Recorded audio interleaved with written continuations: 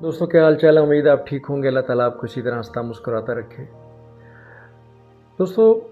हम लोग बहुत ज़्यादा परेशानी के आलम में हैं आजकल और तरह तरह की मसाइल का शिकार हैं, जिसमें सबसे बड़ा मसला महंगाई का है। और हम लोग अपने एक्सपेंडिचर्स को जो है वो पूरा नहीं कर पाते और इसी परेशानी में ही हमारा महीना गुजर जाता है और फिर ज़िंदगी के दिन इसी तरह ही गुजर जाते हैं। और इसमें हम बहुत सी ऐसी चीज़ें हैं जो हम भूल जाते हैं, और जिसमें सबसे ज़रूरी चीज़ ये है कि हम अपने बच्चों को टाइम नहीं दे पाते। और बच्चों को टाइम ना देने की वजह से उसके जो आफ्टर इफ़ेक्ट्स आते हैं कुछ सालों के बाद, वो बहुत भयानक होते हैं। दोस्तों आपने देखा होगा कुछ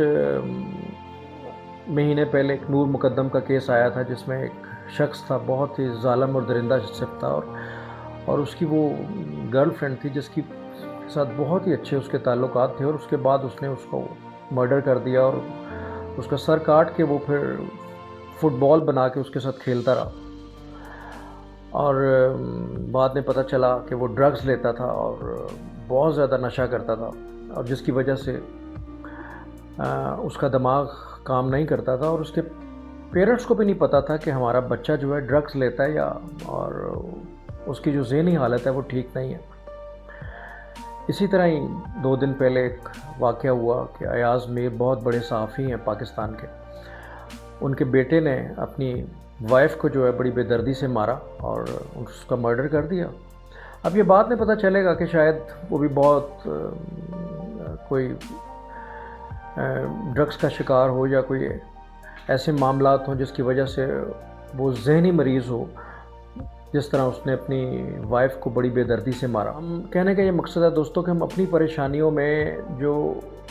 महंगाई की वजह से हैं या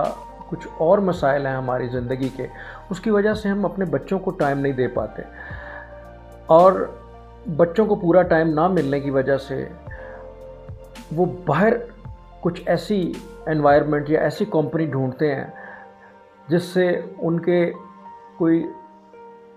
गलत रिलेशंस भी बन जाते हैं कुछ ऐसे लोगों से जो अच्छे नहीं होते। इस तरह के लोग होते हैं जो वो इस किस्म के बच्चों को ढूंढ रहे होते हैं जिनका बहुत बचगाना जहन होता है, और वो अपनी ड्रग्स को ऐसे ही लोगों पर इस्तेमाल करते हैं ताकि उनका फ्यूचर तबाह किया जाए और उनकी ड्रग्स जो हैं बिक सकें बहुत ज़्यादा। और बाज़ बच्चे तो इस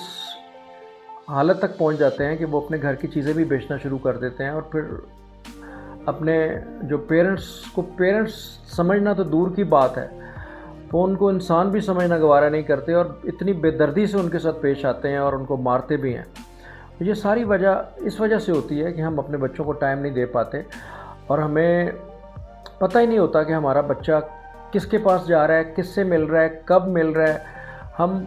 कोई भी उनके ऊपर नज़र नहीं रखते, क्योंकि हम इतने बिज़ी होते हैं अपनी ज़िंदगी के कामों में, अपनी परेशानियों में, कि हम भूल जाते हैं कि हमारी जो औलाद है वो सबसे बड़ा एसिड है हमारा, और अगर खुदा न खास्ता वो बिगड़ गई तो हम क्या करेंगे। कॉलेजेस के बाहर, स्कूल के बाहर, जगह जगह आजकल ड्रग्स का कारोबार इतना ज़्यादा है कि हम लोग कुछ भी नहीं कर पाते हैं, और हमें पता भी होता है कि बड़ी आसानी से ड्रग्स मिल रही हैं, और आजकल आइस पीने वाले बच्चे इतने ज़्यादा हैं, और वो इतना ख़तरनाक नशा है कि आस्ता आस्ता आपके ब्रेन को बिल्कुल सुन कर देता है। क्योंकि नशा इसलिए किया जाता है दोस्तों कि हम बहुत ज़्यादा बच्चों को प्रेशराइज़ भी कर देते हैं। घर में वो माहौल, फ्रेंडली माहौल नहीं रखते, एक दोस्ती का माहौल नहीं रखते जो पेरेंट्स और बच्चों के दरमियान होना चाहिए। हर बच्चे के साथ पेरेंट्स का ऐसा माहौल होना चाहिए कि बच्चा अपने सारी बातें जो भी वो बाहर करके आया है खुले दिल से, खुले दिमाग से आपके साथ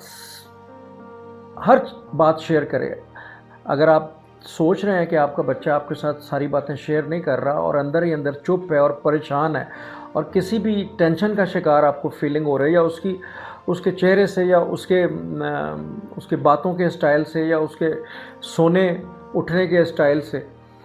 उसकी खामोशी की वजह से, कोई भी अगर कोई ऐसा जेस्चर आपको महसूस होता है तो फ़ौरन अलर्ट हो जाएं कि खुदा ना खास्ता आपका बच्चा किसी गलत कंपनी के हत्थे तो नहीं चढ़ गया, वो गलत एनवायरनमेंट में तो नहीं चला गया